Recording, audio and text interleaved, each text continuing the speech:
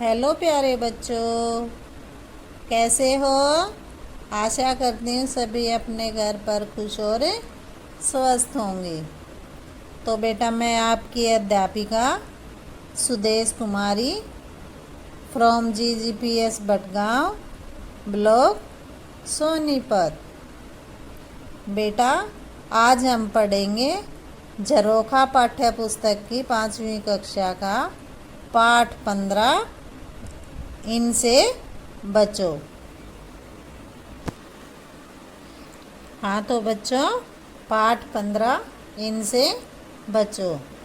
बेटा, आपको पता है बारिश के मौसम में बहुत सारी बीमारियां फैल जाती हैं, क्योंकि बारिश में जगह जगह पर पानी इकट्ठा हो जाता है और उस पानी में बहुत सारी बीमारियां हो जाती हैं। जैसे मच्छर पैदा होते हैं, ठीक है, तो मच्छरों से भी बहुत सारी बीमारियां होती हैं। अलग अलग मच्छर के काटने से अलग अलग बीमारियां हो जाती हैं। जैसे डेंगू मच्छर एक मादा एडिस मच्छर के काटने से होता है। ठीक है बेटा, किससे होता है? डेंगू मादा एडिस मच्छर के काटने से डेंगू होता है। यह मच्छर खुले और साफ पानी में होता है, तो इसलिए हमें पानी को हमेशा ढक कर रखना चाहिए ना। और अपने घर के आसपास भी हमें पानी को इकट्ठा नहीं होने देना चाहिए।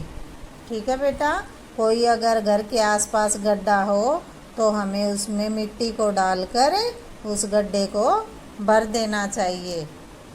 यह मच्छर अन्य मच्छरों से अलग होता है। जैसे और मच्छर होते हैं ना, यह उन सभी मच्छरों से अलग होता है। बेटा, इसके शरीर पर सफ़ेद रंग की धारियाँ होती है। जैसे चीते के शरीर पर सफ़ेद रंग की धारियाँ होती है ना, इसी प्रकार इस मच्छर के शरीर पर भी सफ़ेद रंग की धारियाँ होती हैं। और यह मच्छर अधिकतर दिन में ही काटता है। ठीक है बेटा, यह मच्छर अधिक ऊंचाई तक नहीं उड़ पाता है। यह नीचे नीचे उड़कर ही मनुष्य को संक्रमित कर देता है।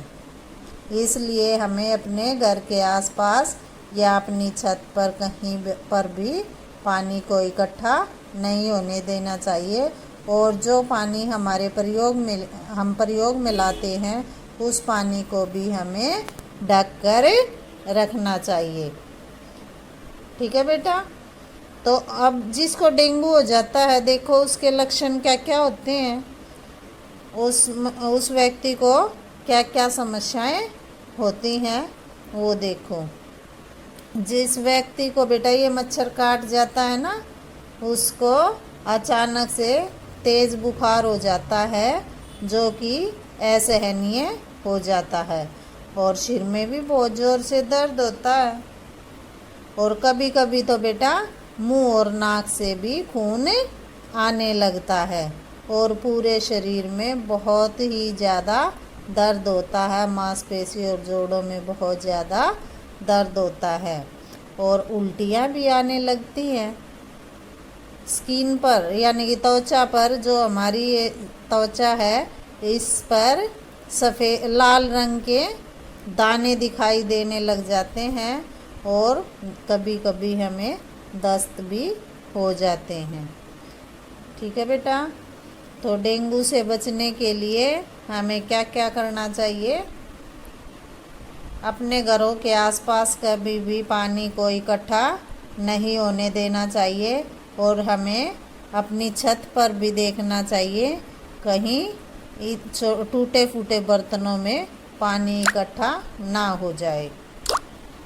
और बेटा, कूलर और AC को भी हमें साफ रखना चाहिए, क्योंकि कूलर में भी हमेशा पानी रहता है और उस पानी में डेंगू हो सकते हैं। इसलिए हमें कूलर के पानी में कभी कभी केरोसिन तेल, जिसको हम मिट्टी का तेल भी बोलते हैं, वो डाल देना चाहिए।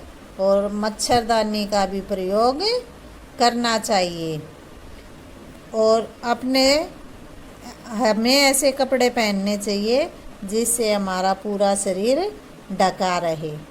और ऐसा हम करने से डेंगू की बीमारी से बच सकते हैं।